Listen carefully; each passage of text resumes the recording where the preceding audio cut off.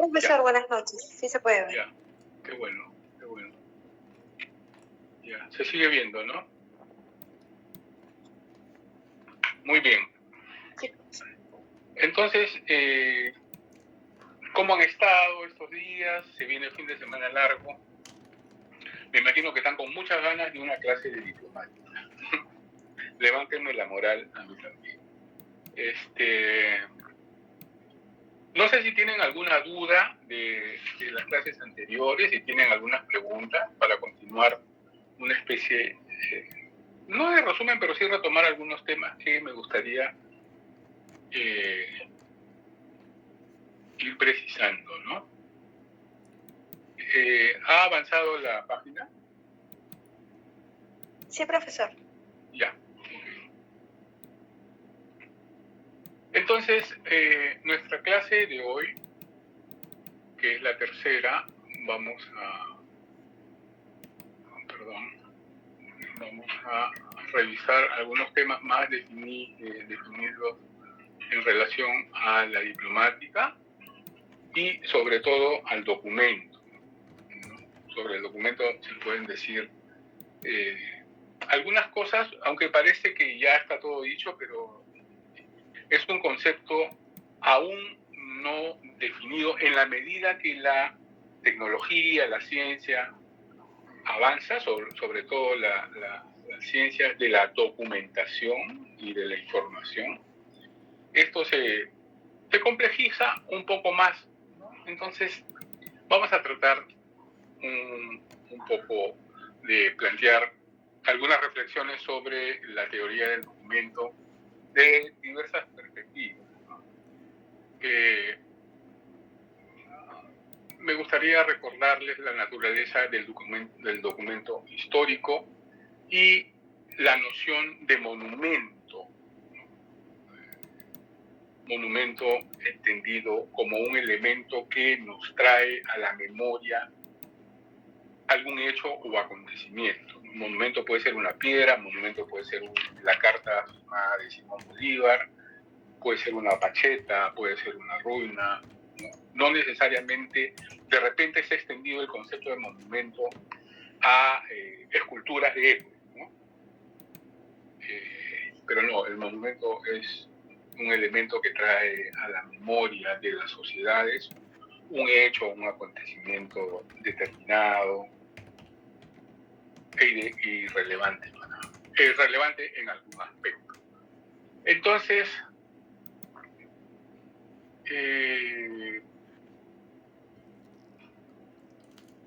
como les decía, ¿no? Está pendiente aún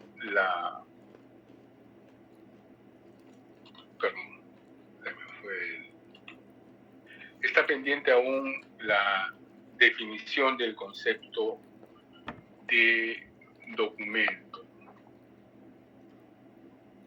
Como su nombre lo indica, el documento proviene del término o de la raíz latina del verbo docere, ¿no?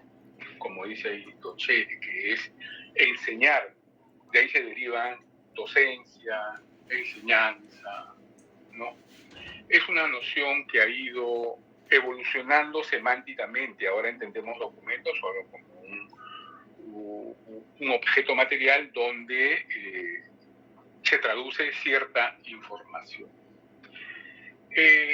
Terreros, en 1765, por ahí, nos habla del documento, una definición de documento en el siglo XVIII, mediados, la segunda mitad del siglo XVIII, ¿no? Dice que es el título y la prueba, doctrina, enseñanza o consejo que se da.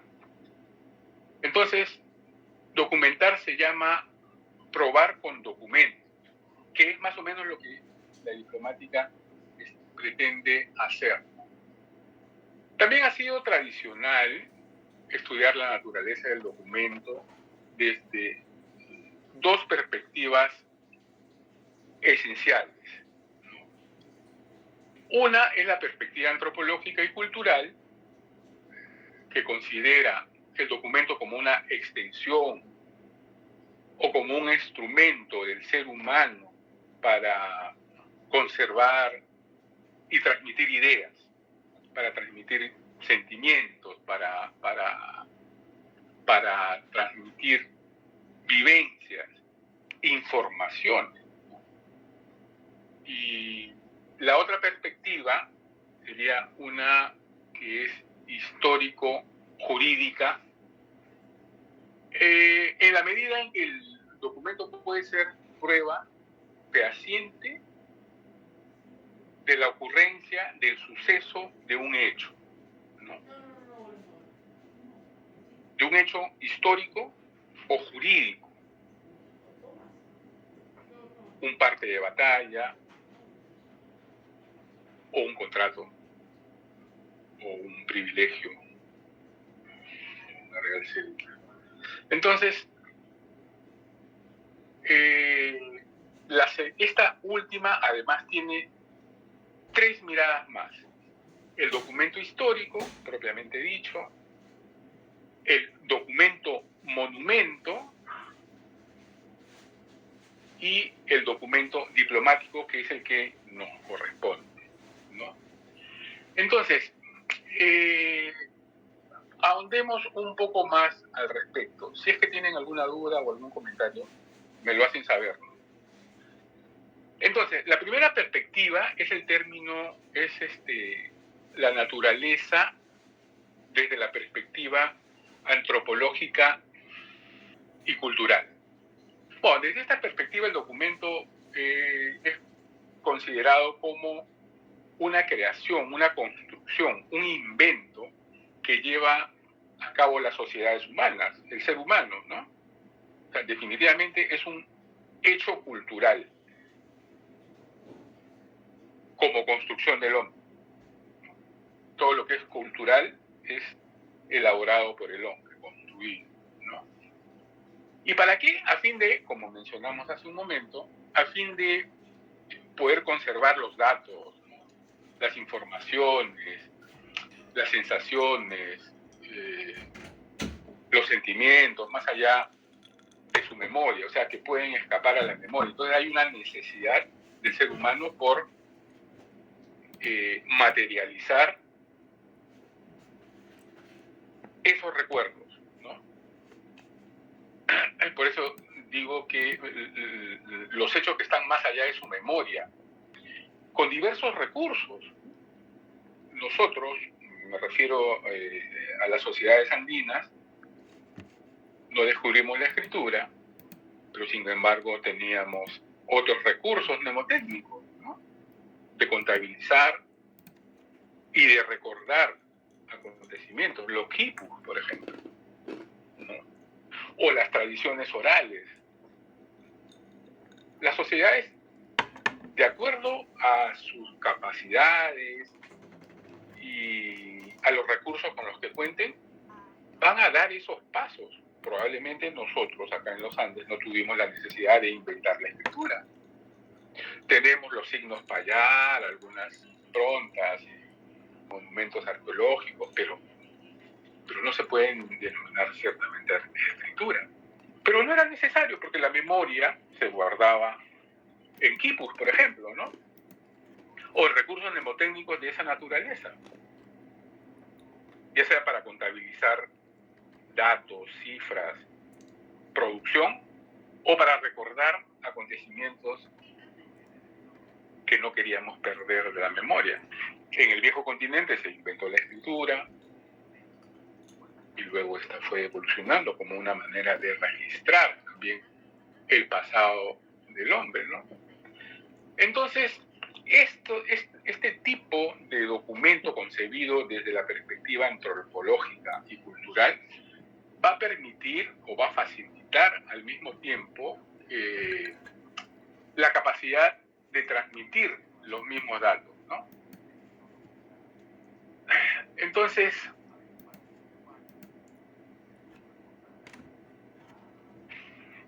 podríamos tener una especie de esquema que considera algunos puntos como de un esquema del documento desde la perspectiva arqueológica, antropológica y cultural, me refiero.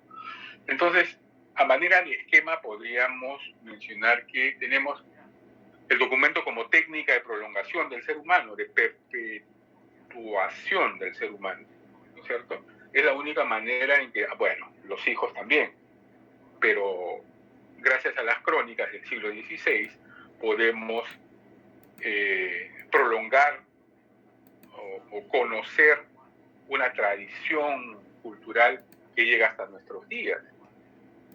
Y los peruanos del futuro, a través de ya recursos digitales, qué sé yo, qué cosas más se inventarán, van a seguir la prolongación del ser humano, ¿no? Entonces, en este sentido, siempre hay una tendencia del hombre para el registro, para guardar esa información, para conservarla y transmitirla. ¿Y qué se transmiten? Ideas, sensaciones, datos, ¿no? Frente a un cuadro, por ejemplo, a un lienzo de la crucifixión o de la pasión de Cristo, pintado en el siglo XVI o XVII, el autor de esa obra, el autor de ese documento, lo que pretende es transmitir sus sentimientos al futuro. Entonces nosotros, 2, 3 siglos después, al contemplar esa obra, se está causando una sensación. Algunos más y algunos menos, ¿no? Para algunos será indiferente. Pero estoy hablando de la sociedad peruana, que es una sociedad muy devota, que tiene una religiosidad muy particular. Ese lienzo va a transmitir sensaciones. Si ustedes se paran, bueno, se me están ocurriendo ejemplos que tienen que ver con la religión, ¿no? Pero si ustedes van a pararse frente al lienzo, al muro del Señor de los Milagros, eso le va a causar algo, de todas maneras. Entonces, la tendencia del ser humano, como les mencioné, al registro, conservación y transmisión de ideas, sentimientos y datos, tiene que ver con, ¿no? Tiene que ver con el nacimiento de la escritura también en algunas sociedades. El soporte físico, como no, es muy importante porque si no hubiera soporte físico estamos hablando de tradición oral, ¿no? Pero lo que nos interesa es el documento material, ¿no? Ya sea la Estela Raimondi, ya sea la Carta de Bolívar, ya sea Chan Chan, o ya sea la Iglesia de San Pedro de Lima, ¿no? Entonces, este documento también es útil para el gobierno, la administración de las comunidades, ¿no? Más aún si es escrito, porque a través de esa materialidad se van a plasmar el código de Hammurabi, por ejemplo, que es la primera, el primer corpus legal de la humanidad que se conoce, y sirve para regir la sociedad mesopotamia.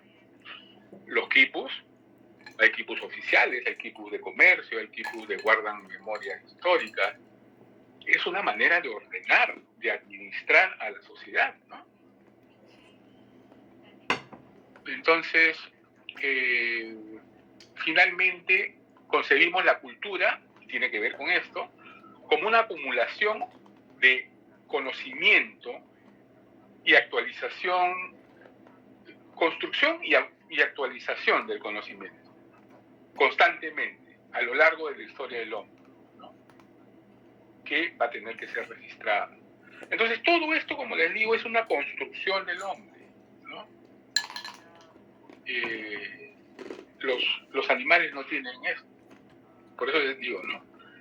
La cultura está en contraposición a lo natural. La cultura tiene que ver con la construcción de las sociedades, donde hay una sociedad humana hay una construcción social, no natural. Muy bien. Entonces, viendo el documento histórico, perdón, hasta aquí hay algún comentario, alguna pregunta o algún dormido por ahí, dormido o dormida. Entonces, me gustaría que levanten la mano. Bueno, mejor no levanten la mano porque no veo mucho. Y mejor que intervengan nomás, prendan su micrófono y intervengan ya, por favor. Entonces, si no hay ninguna inquietud, continuamos. Profesor, una consulta, disculpe, Dígame. Ana. Cuando usted dijo del código de Hammurabi, dijo corpus, pero no llegué a... Corpus legal, ¿no? Un corpus legal de leyes. Corpus legal. Ay, Sí, ok. claro, porque es la primera, el código civil, digamos, ¿no? Cómo se debe comportar la ciudad. Son pautas para manejo y administración de la sociedad. Reglas, normas. Normas, ¿no? Más allá de reglas, normas, porque obligan, ¿no? Así Ya, es. okay. Muchas gracias. Muchas gracias. No, gracias. Entonces, continuando con este tema del documento histórico, el contenido del documento histórico y su interpretación es la base para la historia, ¿no? De todas maneras, al consignar esto, al materializar los hechos, se está consignando para construir la memoria escrita de las sociedades, ¿no? Sin embargo, para algunos estudiosos de la antigüedad, como San Isidoro de Sevilla, la historia equivalía a conocer o ver, dice, pues entre los antiguos nadie se metía a escribir historia sino el que había intervenido en los acontecimientos, el que participaba directamente. Nadie se podría atrever a hacerlo porque no lo había vivido. De modo que hubiere visto lo que había de escribir, porque mejor se percibe por los ojos lo que pasa que no lo que recogemos por el oído. Y cierto, lo que se ve se expresa sin desfigurarlo, ¿no es cierto? Entonces, esta es una primera aproximación que hace San Isidoro de Sevilla, pues, en el siglo VIII, ¿no? Él dice que para hacer historia hay que vivir el acontecimiento, hay que estar ahí, ¿no? De esta afirmación podemos desprender algunas observaciones. La evidente importancia de la proximidad a los hechos, ¿no? Ser testigo del acontecimiento histórico. O en su defecto, las fuentes que para quien posteriormente han de reescribir la historia y estudiarla. Las fuentes o documentos aparecen como transcripción o representación de los hechos históricos. Entonces, si hay fuentes fidedignas, las sucesivas generaciones van a poder reconstruir ese aspecto desde otras miradas. Pero lo que te quiero decir acá es que el que participa en el acontecimiento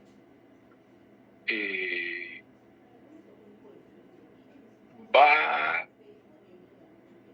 a garantizar que lo que escribe es fidedigno.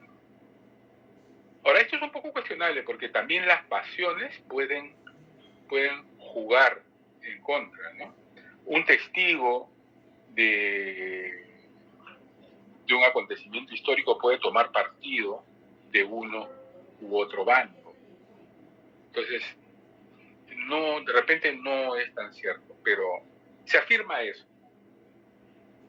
Lo más lógico sería que el que asiste como testigo va a escribir prístinamente, ¿no? Más claramente que todo. La segunda observación que podemos hacer a esto es que los testimonios orales, transmitidos de manera oral, aparecen en un plano inferior, ¿no? No son tan confiables. No son tan confiables como los testimonios vistos y comprobados. El juego del teléfono malogrado, ¿no? ¿Cuánta tradición oral se ha desvirtuado que ha llegado a nuestros oídos, ¿no? Desde tiempos pretéritos, desde el periodo prehispánico, se han ido transmitiendo conocimientos, se han ido transmitiendo historias que a nosotros han llegado ya de alguna manera tergiversada, alterada, modificada, y es difícil encontrar el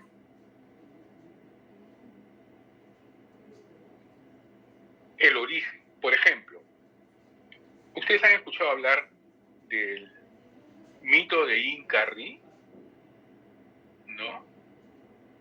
Es una promesa mesiánica que dice que el Inca en tiempos posteriores va a recomponerse, es decir, va a, porque haciendo un símil con la sociedad prehispánica, estas sociedades se destruyeron, ¿no? Entonces el mito del Incarri es que va a venir más adelante un rey inca, que se va a rearmar y va a refundar el imperio, el orden andino, el orden prehispánico, ¿no? Ese es un mito que viene desde mucho antes y que los españoles recogieron. Francisco de Ávila y una serie de extirpadores de idolatría, de misioneros, fueron reconstruyendo y han llegado hasta nuestro día, ¿no? Y viene desde... es una mezcla de mitos, ¿no? El mito fundacional de Manco Cápac o de los hermanos Ayar, con la segunda fundación de Pachacútec, que al pelear con los chancas, dice que las piedras se levantan y se convierten en hombres para determinar el destino de la batalla en favor de Pachacútec. Entonces se mezclan una serie de mitos y al final es lo que ha llegado a nosotros, ¿no? Que lo ha recogido Arguedas, una serie de mitos iguarachaminos. Entonces eso sucede con la tradición oral. Todo cae, o la mayoría de las veces cae en el ámbito del mito, de la leyenda, ¿no? Una tercera y última observación es que hay una necesidad de relatar los acontecimientos lo más fidedignamente posible sin distinguir su naturaleza. Por eso que el hombre inventa medios, recursos para hacer esto efectivo. Esta enseñanza, afirma el obispo de San Isidoro de Sevilla, corresponde a la gramática, por cuanto a las letras se encomienda todo lo que es digno de memoria. Entonces vincula mucho el ordenamiento de las palabras del escrito, el formato, un formulario.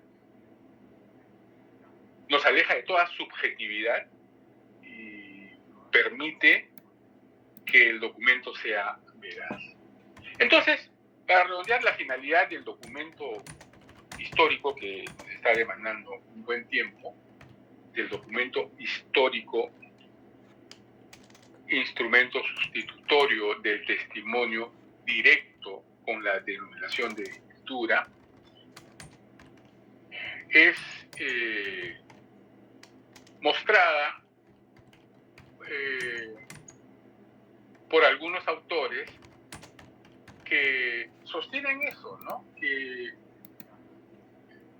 los hombres, para no olvidar los hechos pasados, cito algunas autoridades antiguas, es trabajo de ellos que se invente la escritura. O sea, sostienen que la escritura se inventa precisamente por la necesidad que hay de registrar los hechos históricos que están escapando a la memoria, que sea lo más fidedignamente posible.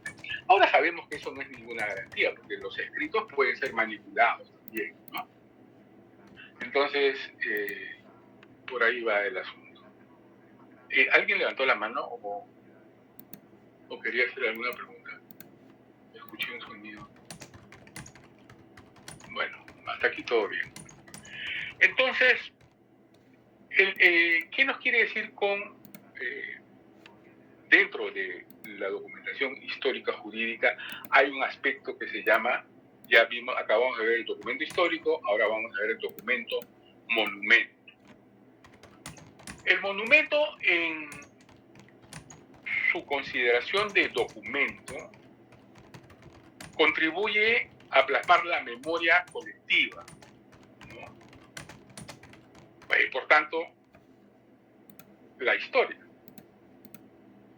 Son monumentos, como les dije hace un instante, las obras arquitectónicas, las esculturas, las piedras que conocen las zapachetas, ¿no? En fin, las memorias fúnebres, las lápidas funerarias, así como las grandes colecciones de documentos que yacen en los archivos, ¿no? Entonces, por lo demás, se puede considerar que los edificios, por ejemplo, son documentos en la medida en que su configuración aporta datos susceptibles de convertirse en fuentes de información. Es decir, yo al ver un edificio con ojos autorizados, de especialista, puedo decir, esto responde a tal o cual estilo arquitectónico y me determina la época de una sociedad y me va a informar acerca de las aspiraciones de esa sociedad. Si uno ve las pirámides de Egipto, bueno, entonces uno puede decir, caramba, qué edificio de grandes dimensiones para enterrar a su muerto, con una serie de galerías al interior que sirven para que el alma salga y vuelva, con cámaras y recámaras que almacenan alimentos, vestidos, esclavos, ¿no? Lo mismo en las cercanos, no tenemos que salir de nuestro territorio para ver los entierros de las culturas moche, Sicán, ¿no?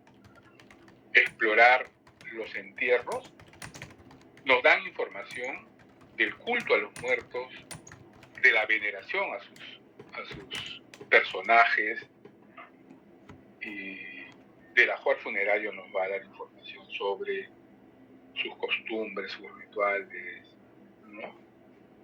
No sé si ustedes se acuerdan que por ahí encontraron perros enterrados junto al cadáver y alimentos también. Entonces, un edificio nos puede dar esa información, ¿no? De manera directa, diría yo, ¿no? Finalmente, el documento diplomático, que es el que nos va a demandar y nos va a quitar el sueño a lo largo de esta clase. El documento diplomático, este término, mezclado con otros tradicionalmente, o denominado carta o diploma, ¿no? Como conversamos en la primera sesión.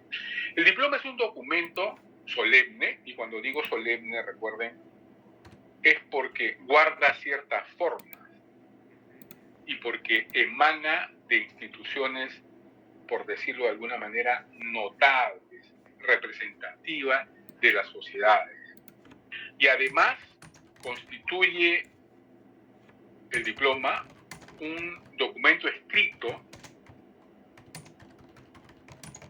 destinado a ser prueba, este es un aspecto jurídico, y además memoria de acontecimientos o actos jurídicos también.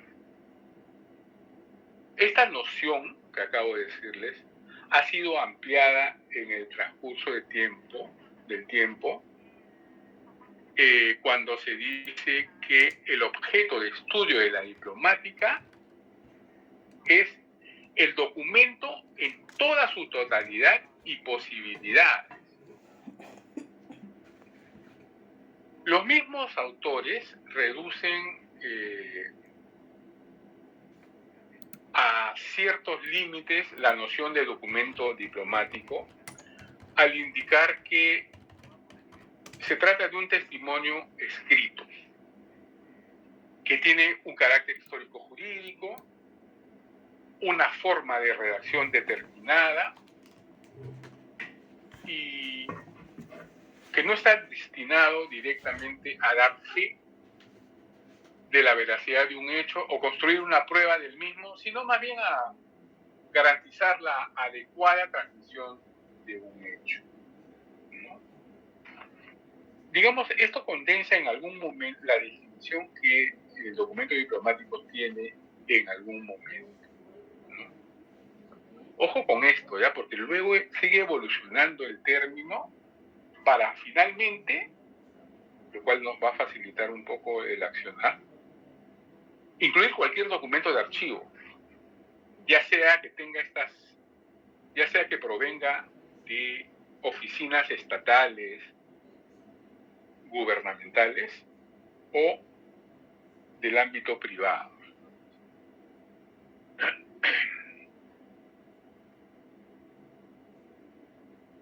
Aquí, no sé si pueden ver la pantalla. Es un esquema de lo que hemos estado conversando, ¿no? El documento de la perspectiva antropológica y cultural es un invento del hombre para conservar y transmitir información, para transmitir datos, ¿no? Y entonces, que nos refleja esa intención de prolongar la tendencia a transmitir, la invención de la escritura, la objetivación, ¿no?, del documento para un buen gobierno y una buena administración de las sociedades y para mantener el conocimiento. Ahora, hay otro aspecto del documento que nos habla sobre la perspectiva informativa, ¿no? Eso es un poco más, se configura como una nueva perspectiva que ha enriquecido notablemente el concepto de documento, ¿no? Al partir de hechos aceptados como las cambiantes necesidades sociales e individuales de información. Tiene que ver con, como les dije hace un instante, casi al principio, con el desarrollo acelerado de las tecnologías y el propio concepto de información como modo de, valga la redundancia, informar en cuanto exige la adecuación de un mensaje y el medio a través del cual se difunde el mismo. Entonces, se está aterrizando al documento en a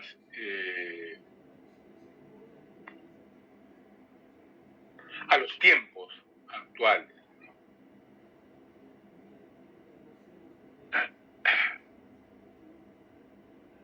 En el punto B hemos revisado también el documento de la perspectiva histórico-jurídico, documento histórico, y al interior del cual hay los 3 puntos que ven ustedes acá, que los hemos desarrollado.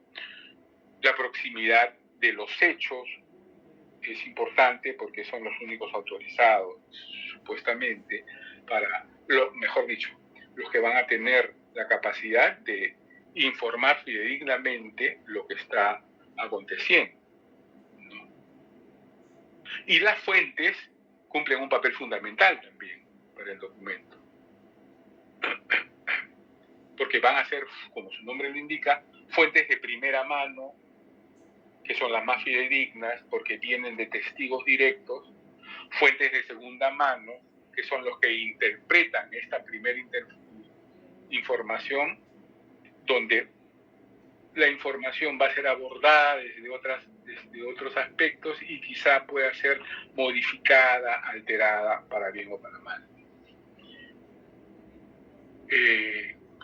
Los testimonios orales están en un plano inferior, pues de ahí la necesidad de objetividad de lo que se busca. Entonces, también hemos hablado del documento monumento que conserva la memoria colectiva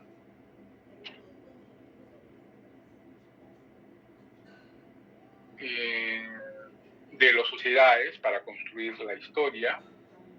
Hemos hablado del documento diplomático, que es un documento solemne, como ya lo hemos revisado.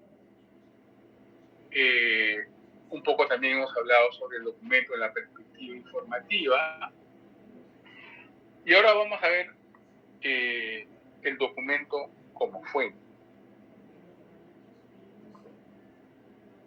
Si tienen alguna pregunta, sería ideal. Bueno, el documento como fuente facilita un soporte físico y se convierte en instrumento de comunicación del mensaje, ¿no? En el proceso documental, en el proceso de documentación. Y adopta la figura de fuente potencial de información en general. Y también como fuente de nuevo conocimiento científico cuando el documento es original y veraz, ¿no? La versatilidad, la adaptabilidad del documento a las necesidades de información del ser humano en todas las direcciones permite discernir las distintas posturas que el hombre mismo necesita, que el hombre mismo muestra ante la fecunda y diversa realidad que es el documento, ¿no? Y así tenemos que, por ejemplo, saben que nosotros somos Homo sapiens, ¿no? El Homo sapiens tiene la capacidad de reflexión e imaginación ante la lectura del documento. Nosotros al leer un documento escrito o ver un monumento, o sea, tenemos esa capacidad de asimilar, reflexionar y tener nuestro propio concepto acerca del documento.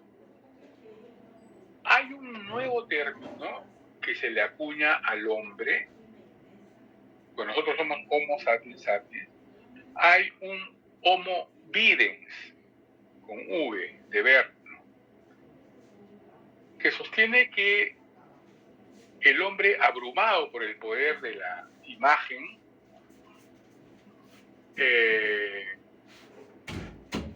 está expuesto a la falta de reflexión, ¿no?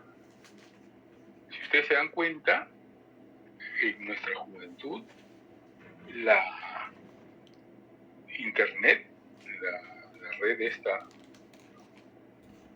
casi no permite pensar, reflexionar. Los jóvenes están metidos, donde lo visual les invade, les llueve, los abruma. Propaganda, publicidad, información visual, gráfica, que los convierte prácticamente en autómatas, ¿no? Y cada vez les va dejando menos espacio para la reflexión. Por eso, la información que viene de Internet, si es que nosotros no tenemos una buena base, una sólida base de información, si no tenemos un marco de conocimiento, un marco conceptual sólido y firme, la información que viene de Internet nos puede hacer mella, ¿no? O se va a caer inmediatamente. Profesor. Sí, dígame. Sí, buenas noches. Sí, justo sobre eso. Sí, buenas noches. Sí, es muy interesante todo eso del Homo Videns, ¿no? En realidad, si no me equivoco, fue un teórico político, Giovanni Sartori, que sostiene, pues, ¿no?, toda esta conceptualización del Homo Videns. Y más que el Internet inició también con el efecto de la televisión, ¿no? Inició ahí, obviamente, luego de la televisión también la computadora y en realidad ahora el celular, ¿no? Y en concreto lo que me parece interesante de eso y muchas veces también me ha causado mucha reflexión de toda esa teoría es que en cierta manera, o sea, el hombre la mujer, las personas de hoy en día, claro, no tienen mucha prestancia ni facilidad para la reflexión, ¿no? A diferencia de antes, que el entretenimiento era el libro, ¿no? Y el libro, en el libro tú tienes representaciones, tienes grafías que te llevan al final a todo llevarlo a tu cerebro y mentalmente graficar lo que tú estás leyendo. Y de esa manera es como que un gimnasio, ¿no? Un gimnasio para nuestro cerebro que hace que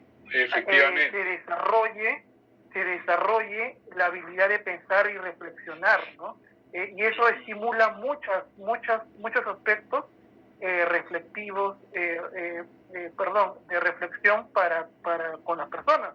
En cambio, el día de hoy no, nuestro cerebro es más perezoso, producto de esos hábitos que nos hemos visto envueltos por las nuevas tecnologías que no están siendo conducidas para un buen uso, ¿no? Porque como usted dice, en realidad el Internet no te lleva a eso, porque en el Internet encuentras libros, encuentras mucha información. El detalle está en que las personas prefieren el video, el audio, que leer, ¿no? Y de repente esa es la limitación en cómo se usa, ¿no?, el Internet. Claro, sí. Por eso le digo que si uno no tiene... Perdón, le interrumpí. Continúe. Después intervengo. ¿Hola? ¿Ya terminó su intervención? Profesor, sí, yo ya he toda mi intervención. Muchas gracias. Ok. Gracias, gracias por participar. Efectivamente, por eso les decía que el ser humano, al tener una formación sólida, un marco conceptual sólido, un marco teórico sólido, va a Internet, la información que se ofrece en redes va a ser utilizada para esta reflexión, va a ser utilizada de manera adecuada, pero un joven que no tiene las cosas claras, pues se va a desviar, ¿no? Con esta información y como usted dice, va a alimentar un cerebro, una mente floja, el facilismo de tener información, el corta y pega, ¿no? ¿Cuántos trabajos he revisado que son, o sea, ni siquiera se dan le dan el tiempo para editar lo que están copiando de Internet, ¿no? Entonces es fácilmente rastreable ahora darse cuenta de eso, ¿no? Y me parece que en mi época, en los 80, ¿sí?, se decía, todavía no se sabía, nadie sospechaba la evolución y la revolución que iba a causar estos medios digitales, ¿no? Se decía que en virtud a que la humanidad iba generando tanto conocimiento, en los últimos 50 años había avanzado mucho más que en 4, 5, 6 siglos, se decía que eso iba a afectar el diseño del cuerpo humano, iba a afectar la evolución, el hombre iba a evolucionar de tal manera que el hombre del futuro, se hablaba de siglo XXI, ¿no? Como un límite lejano. Se decía que la cabeza del hombre iba a agrandarse. No sé si ustedes han visto las imágenes de los extraterrestres, ¿no? Hombres delgados, con una cabeza que parece el caramelo cocoroco, no sé si ustedes se acuerdan. Esos decían que era el destino de la evolución del hombre. Al acumular tanta información, la cabeza iba a desarrollar tanto a lo largo del tiempo, de las centenas de años, ¿no? Como que de hecho la capacidad craneana del hombre primitivo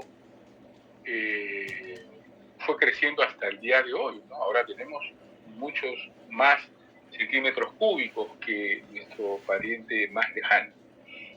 Entonces, el cerebro iba a seguir desarrollando de tal manera que la capacidad craneana se iba a ensanchar y el resultado iba a ser una humanidad con cabezas muy grandes, ¿no? Pero nada de eso sucedió, porque el conocimiento tecnológico se desvirtuó hasta lo que conocemos hoy, ¿no? Niños metidos en juegos, en videojuegos. El televisor, cuando el autor escribe, el televisor, por eso se llama caja boba, ¿no?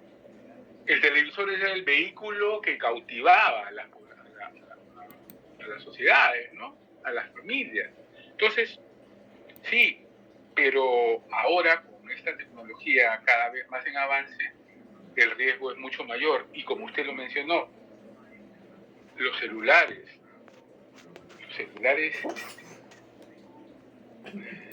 yo sé que sé de jóvenes, no tan niños, jóvenes que duermen o no duermen por estar con el celular en la cama a altas horas, ¿no? Y también se dice que la mano del hombre va a evolucionar de tal manera por el uso de los pulgares, ¿no?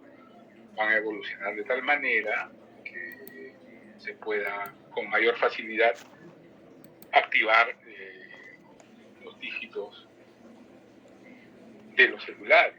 Vamos a ver si eso se mantiene. Pero en suma, esto tiene que ver con el Homo idem, ¿no? Y manteniendo el mismo tema, o por ese mismo ruta, existe el Homo digitalis. Este señor es poseedor de vasta tecnología que le comunican con el mundo exterior, ¿no? Es lo que estamos viviendo en la actualidad. Pero ese vehículo trae sus riesgos, como toda fuente de información, ¿no?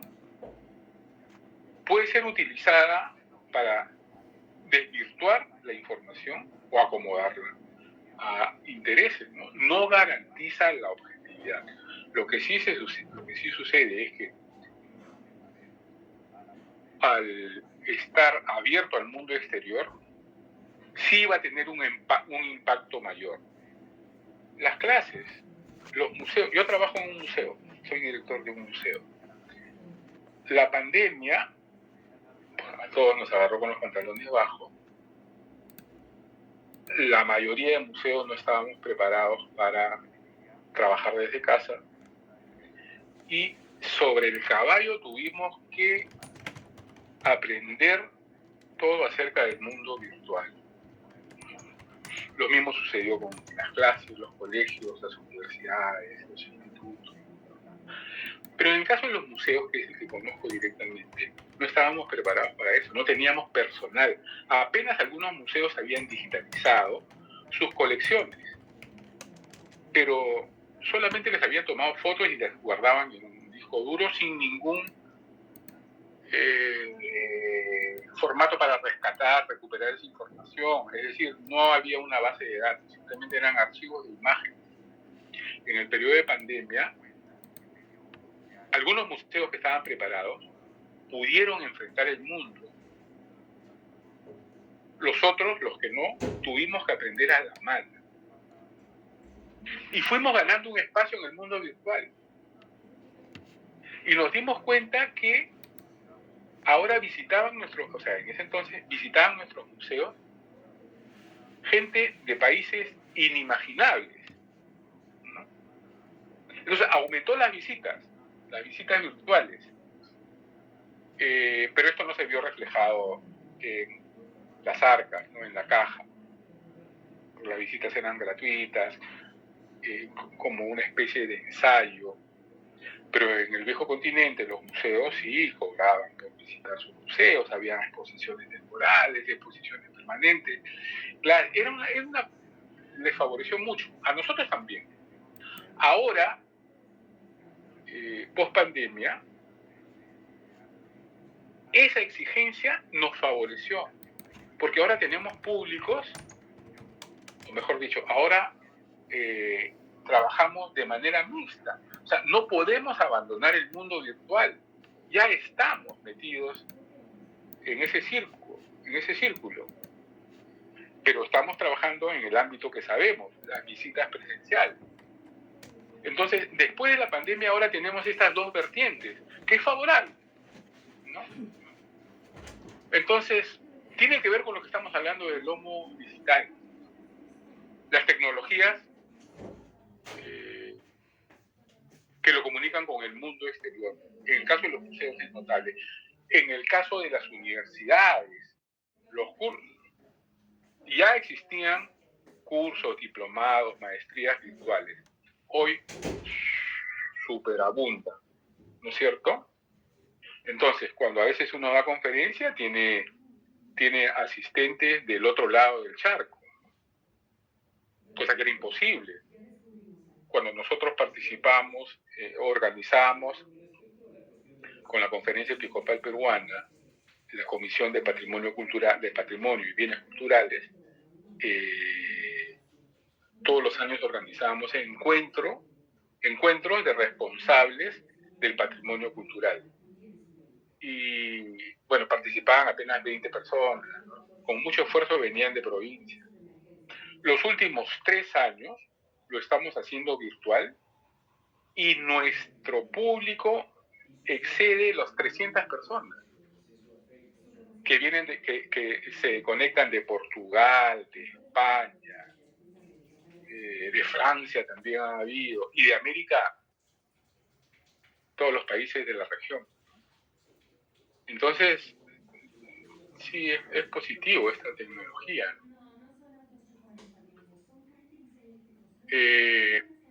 Existe otro elemento, el Homo documentalis, ¿no? Que dice que es capaz de sentirse capacitado para la búsqueda de la información sin distinguir calidad ni cantidad, ¿no? Sin distinguir la calidad de la cantidad. Entonces puede recurrir a cualquier medio para la búsqueda de esta información, ¿no? Entonces, en su bagaje ingresa cualquier tipo de información falsa, verídica, cuestionable, ¿no? Sin capacidad de discernir las calidades, sobre todo, ¿no? Mientras más cantidad de información está bien, pero la calidad de información es la que tenemos que y entonces el hombre se acumula de una serie de conocimientos sin discernir qué es lo bueno y qué es lo no tan bueno, qué es lo veraz y qué es lo no veraz, lo falso, lo inauténtico. En contraposición al Homo documentator, ¿no? No confundir con el Homo documentalis. El Homo documentator sí sabe discernir. Es un verdadero, al seleccionar bien su calidad de información, puede convertirse en un asesor, en un consejero del anterior, del Homo documentalis. Entonces estamos hablando de un auténtico profesional del documento. Miren cómo evoluciona la concepción. Nosotros, queridos amigos, si ya no lo somos, deberíamos aspirar a ser ese Homo documentalis. Deberíamos saber manejar la información. Y la diplomática va a tener mucho que ver en esto. ¿Por qué? ¿Por qué creen ustedes? Porque nos va a brindar las herramientas para discernir acerca de esa autenticidad del documento, esa veracidad del documento, ¿no? Entonces, así como la diplomática, la paleografía nos va a ayudar, y otras disciplinas afines. Pregunta, comentario.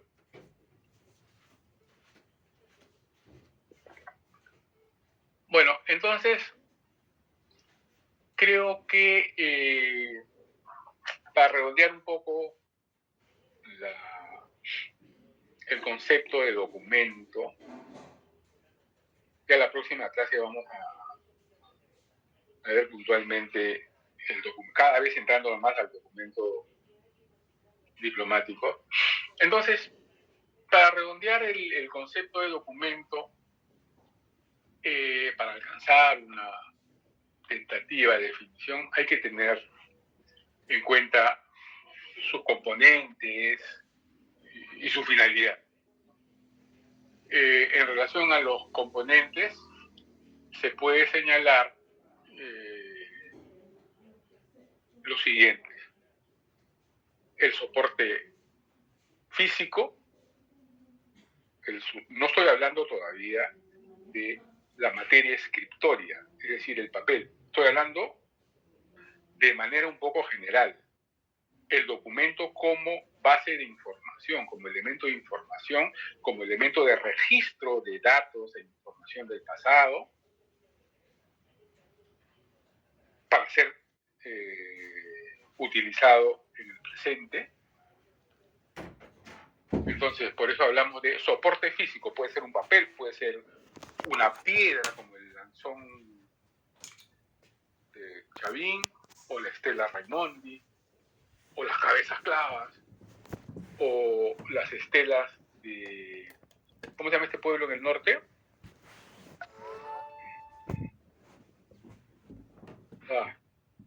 Se me fue. Caramba. ¿Cuela, profesor? O los frisos. ¿A qué se refiere? No, aquí nomás, en la costa. Bueno, aquí nomás. ¿En la ciudad de Barro, Chachán, o cuál se refiere? No, más acá. Caral. Caral también puede ser un ejemplo, ¿no? Pero me refería a... Hay unas estelas de guerreros hallados, guerreros decapitados, esclavizados, con las vísceras salidas algunos, guerreros triunfantes. ¿Puruchuco? Me voy a acordar. No, un poco más al norte. Chancha. No, menos. Es una clase de geografía, ¿vale? Me voy a acordar. Se me fue lo que tenía acá. Entonces... ¿Han escrito y dicen huaca rajada? ¿Perdón? Han escrito por el chat y han puesto huaca rajada, profesor. Garagay. Huaca rajada. No, Garagay está acá, no, huaca rajada. Sechín. Cerro Sechín, en Ancash. Tiene unas estelas alucinantes, ¿no? Que nos informa acerca de una sociedad guerrera, de una sociedad sanguinaria, ¿no? Porque, como les digo, hay estelas con tallas, relieves de guerreros triunfantes, pero feroces, porque tienen los dientes de felino, el ceño fruncido y con armas y tal. Y hay otras estelas estas estelas de guerreros, ¿no? Son unos rectángulos enormes, monolíticos, verticales. Y hay otra serie de vencidos, o esclavizados también. Los vencidos son guerreros capturados, amarrados con sogas por el cuello, mutilados, muertos. Hay estelas cercenados por la mitad del cuerpo y se ven las vísceras. Entonces, eso nos da información. Ese es un documento. Nos da información a hacer, cuidado, esta es una sociedad guerrera, ni te atrevas a entrar o a enfrentarte a nosotros, ¿no? son advertencias. Entonces, ese documento, a ese soporte físico me refiero. Puede ser piedra, puede ser papel, puede ser papiro, puede ser bronce, puede ser un edificio arquitectónico. Entonces, eso es el soporte físico. Poco a poco nos vamos a ir decantando hacia el materia escritoria, que es el documento diplomático, ¿no? Donde se escribe, el soporte escritural. Otro componente es el mensaje que se quiere dar, el mensaje informativo vinculado sobre el soporte físico, ¿no? Lo que les estoy diciendo, el mensaje que nos quieren transmitir la sociedad sechín, ¿no? El mensaje, cuidado, somos bravos. Porque hay un mensaje en el documento que quiere ser transmitido, en el documento escrito también, ¿no?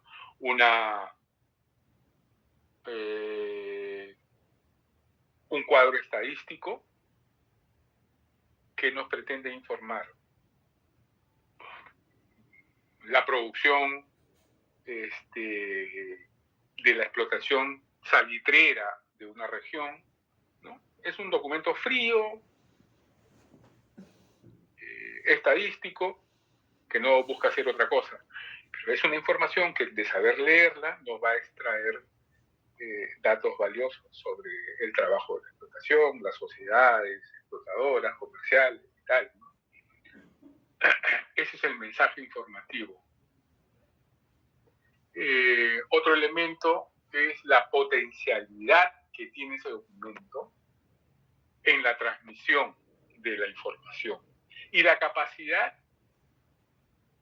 de actualizar dicha información en forma de nuevo mensaje documentario, ¿no? El cuadro estadístico que les estoy diciendo, digamos, la producción de las haciendas de la Compañía de Jesús en el siglo XVII, ¿no?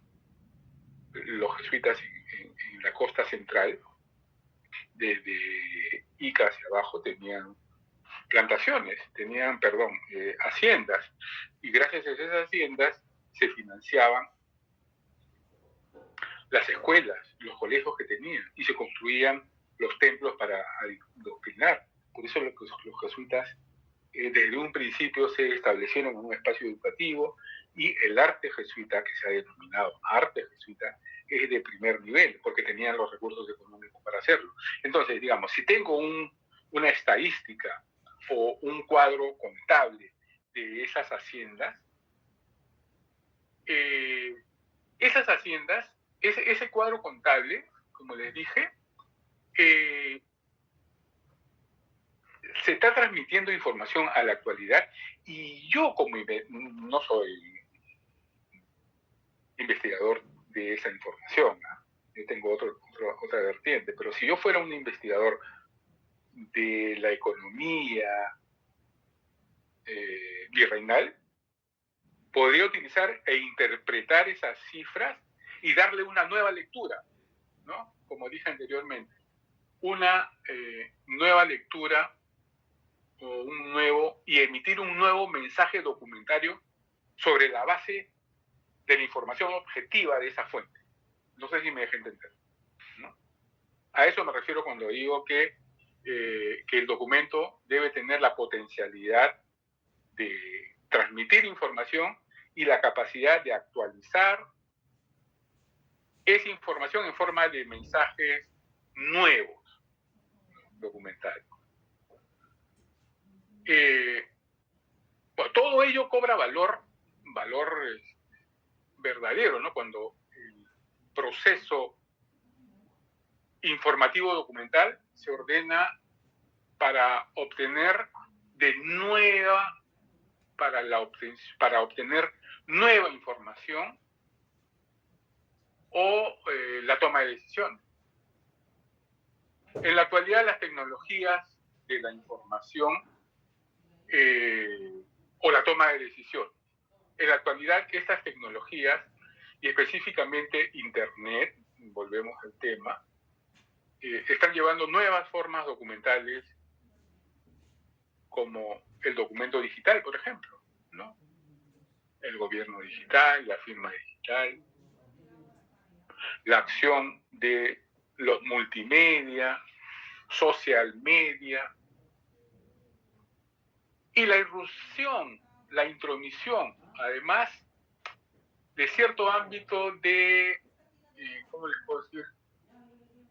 De provisionalidad en la configuración de los documentos.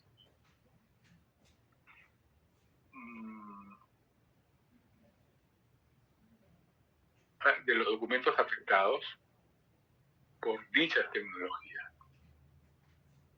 Entonces, todo ello provoca que la definición de documento, todo ello ocasiona que la definición del documento no esté absolutamente conformada, ¿no?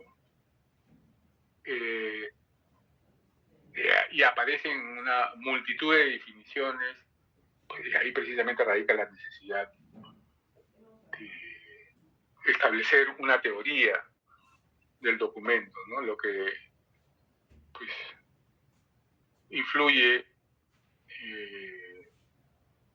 necesariamente en los objetivos docentes e investigadores de las disciplinas del documento. Hay una autora, Blanca Rodríguez, que dice que el documento es un soporte portador de un mensaje emitido con intención comunicativa y potencialmente informativa para quien recibe el mensaje, ¿no? Hay un emisor y un receptor.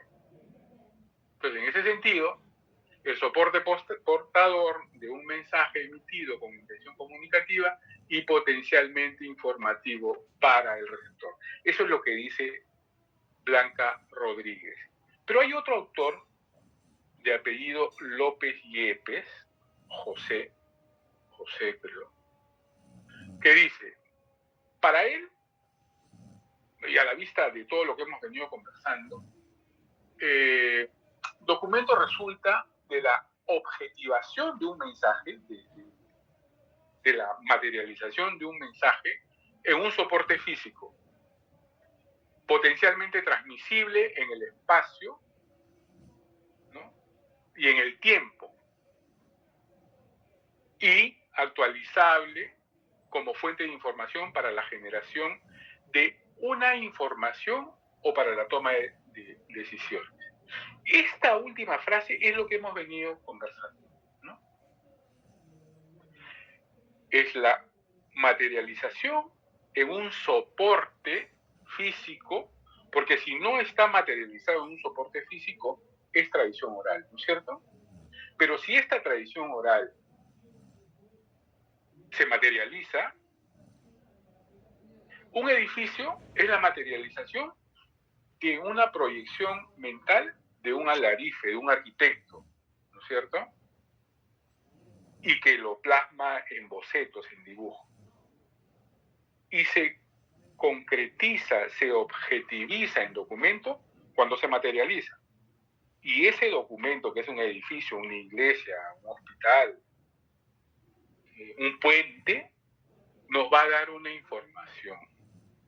Pero este señor va más allá, ¿no? Dice que potencialmente debe ser transmisible en el espacio, es decir, esa información se debe transmitir entre los congéneres, ¿no?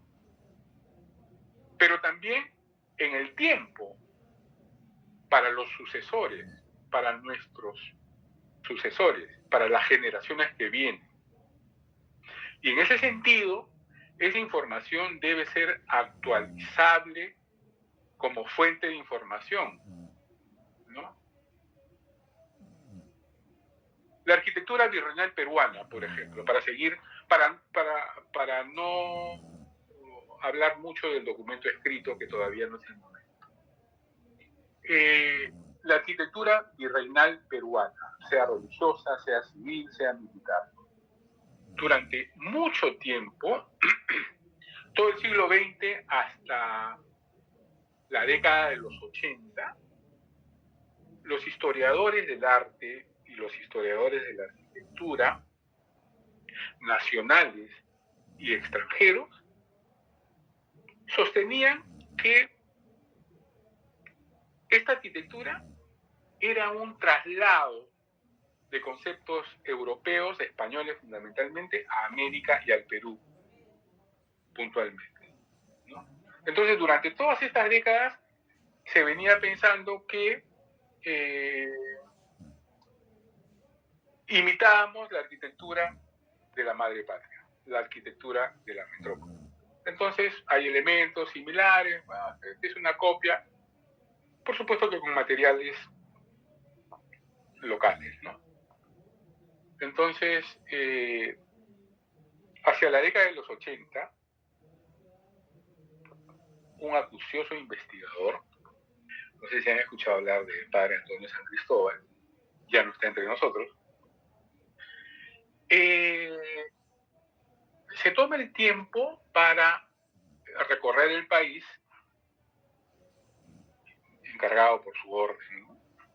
Recorre el país y aprovecha para hacer un registro fotográfico de los principales monumentos virreinales. Y entonces, esto le despierta más la atención y se recorre el país registrando estas fotos, haciendo un registro fotográfico de estos monumentos. Y los va analizando poco a poco, y a la luz de documentación de archivo, los antiguos historiadores se basaban en lo que decían las autoridades que habían escrito antes de ellos. Hay generaciones del 30 al 50, generaciones del 60, que siguen repitiendo los mismos conceptos. Dan interpretaciones estéticas, pero no sustanciales, ¿no? En cambio, este padrecito San Cristóbal, además de sus viajes, empieza a meterse a los archivos, sobre todo al Archivo General de la Nación, donde hace un periplo investigando los protocolos de los escribanos y otras series más. Pero en los protocolos de escribano va descubriendo contratos de obra, tasaciones, contratos de obra, tasaciones y otro tipo de documentos que describen obras arquitectónicas. Entonces tiene una paciencia tal que va recopilando esa información y con el registro fotográfico que tiene, le da un vuelco tremendo a la historia de la arquitectura en el Perú y descubre que, si bien hay elementos, estilos arquitectónicos o artísticos en general, que vienen de Europa, la interpretación que se les hace aquí da como resultado una arquitectura sui generis, no solo por los materiales, sino también por las técnicas constructivas y la ornamentación del edificio. Entonces, tiene un ámbito estructural y un ámbito ornamental. Y eso no fue abordado décadas atrás en las investigaciones de los historiadores del arte. Entonces, poco a poco el padrecito va afianzando su teoría con ejemplos documentales. Entonces, ese señor está interpretando, ¿no?, la documentación de archivo y propicia que todos los especialistas miren de otra manera la ciudad, miren de otra manera sus edificios, civiles, religiosos o militares. Entonces empieza un cuestionamiento. Hoy, ¿cuántos años después? 20, 30 años después, casi 40 años después, la historia de la arquitectura en el Perú ha dado un vuelco tremendo. Y ahora se reconoce el aporte local de la arquitectura virreinal peruana, no solo para la región, sino para el mundo. Esto podemos hablarlo más adelante, pero es un claro ejemplo de cómo se puede utilizar, se puede releer el documento, hacerlo transmisible en el espacio y el producto del cual va a dar otra fuente de información, ¿no? Se va a generar otra mirada de información para la toma de decisiones. El resultado ha cambiado notablemente la historia de la arquitectura y del arte en el Perú, ¿no? Entonces uno menciona el nombre de Padre San Cristóbal, prácticamente un dios, ¿no es cierto? Muchos hemos empezado a formarnos a partir de las publicaciones de él y de las conversaciones, ¿no? Bueno, ¿alguna pregunta?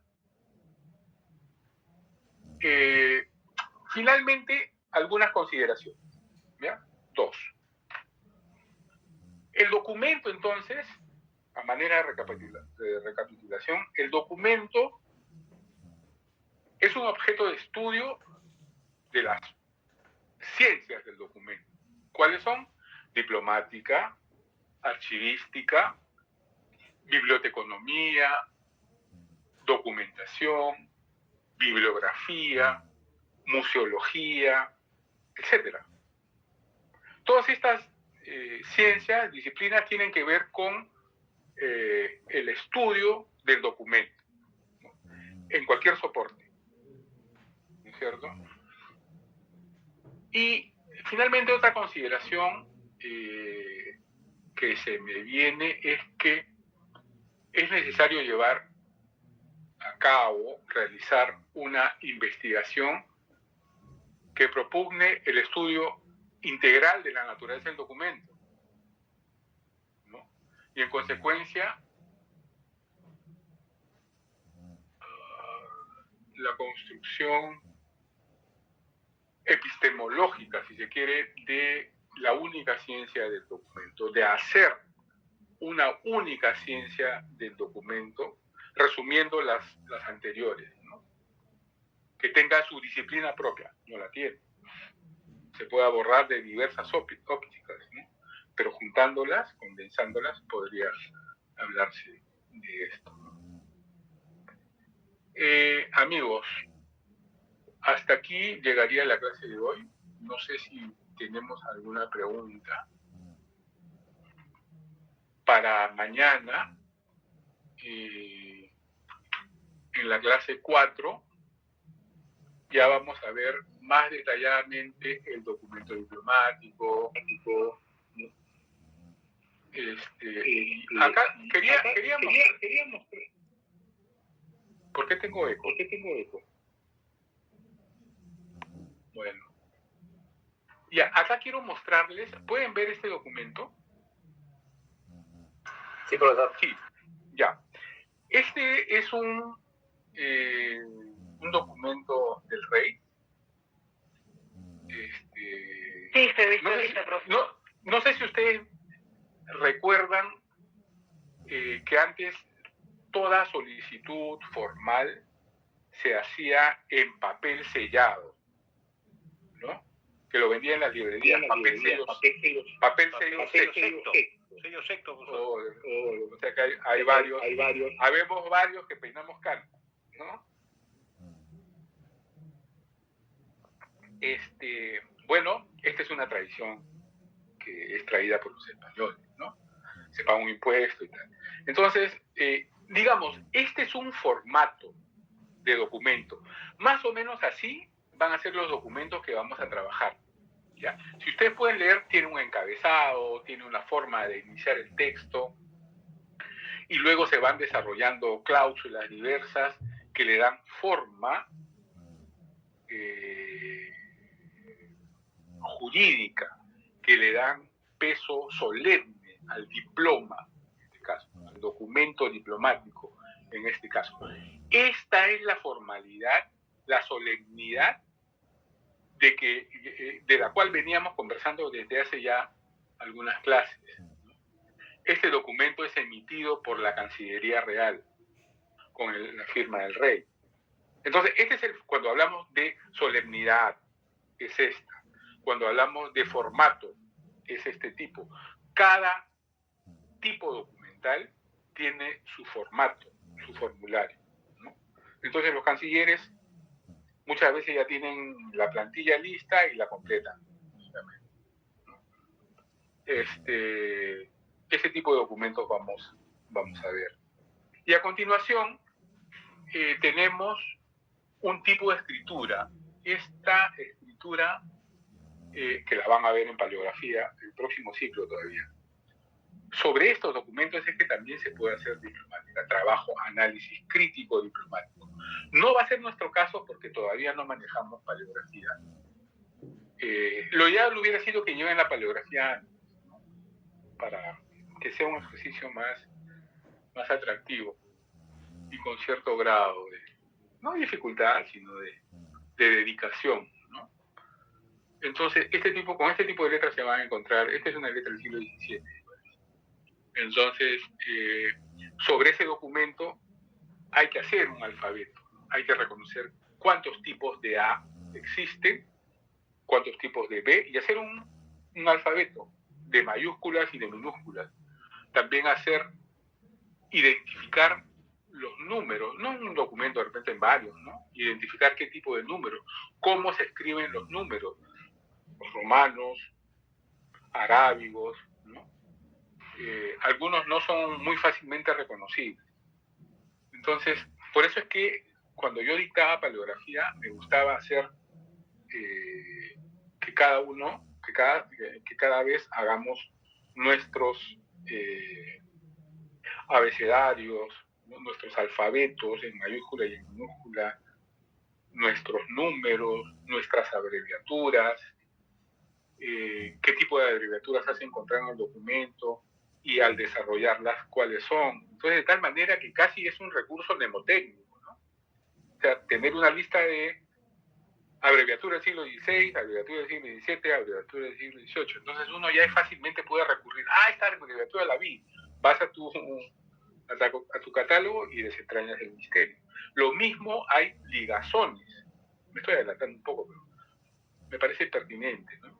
Hay palabras que están arbitrariamente separadas. O sea, la segunda mitad de la palabra está separada de la primera, y esa segunda, el rasgo final de la letra, arranca la primera letra de la siguiente palabra. Entonces, de tal manera que uno leyendo dice, ¿qué quiere decir acá?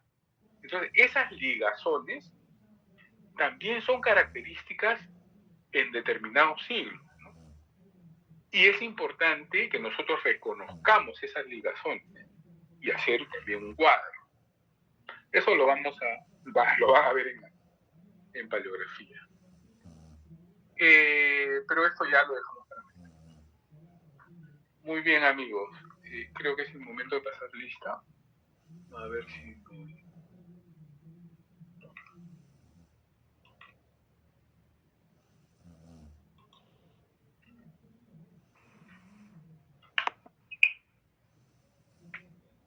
Profesor, Dígame. buenas noches. Buenas noches. Llegó 5 minutos después, ¿habrá pasado lista? No, todavía no. Profesor, gracias. Ya. Profesor, buenas noches, Ana. Buenas noches. Más bien, ya faltan 6 minutos para acabar la clase. Sí, voy a pasar lista ahora. Pero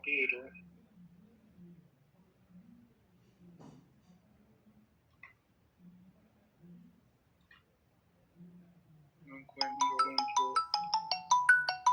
Caray.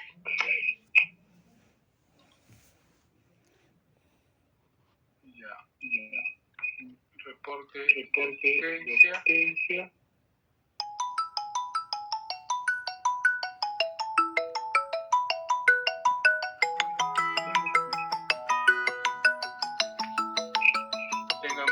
ténganme paciencia, por favor. Ya, Natalia, gracias.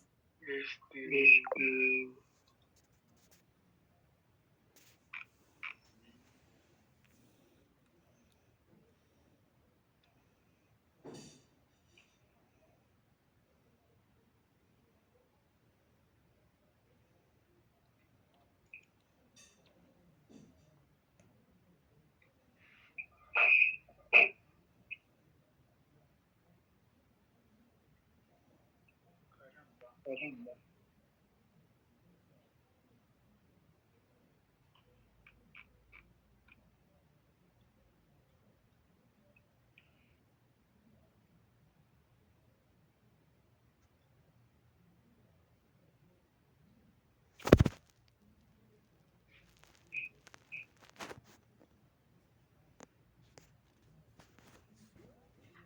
Señores, no encuentro la lista de asistencia.